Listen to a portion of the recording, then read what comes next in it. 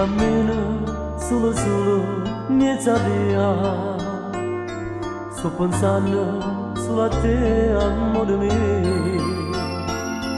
E mi sento che sto cuore che mi brucia. Per sempre per gelosia che tengo te. Si farà tutto solo senza dirmi niente. E non so come va a poter vedere, come va a scordarsi che sta amore. Scrivimi che sto aspettando a te, non mi scrivere,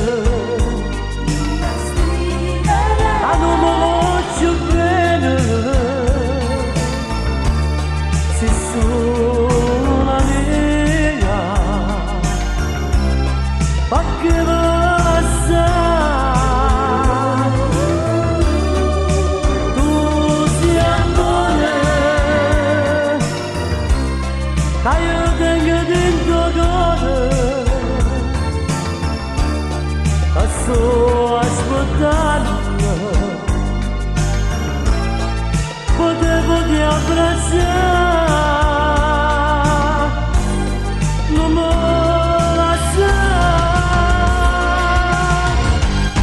Parli pure tu, quando tu mi chiamavi amore, assumevo portare nelle braccia mie. Quando pace mi diceva amore mio, posso cuore che ogni potevo dire. Non mi scrivo, ma non mi voglio bene. Solo così da me.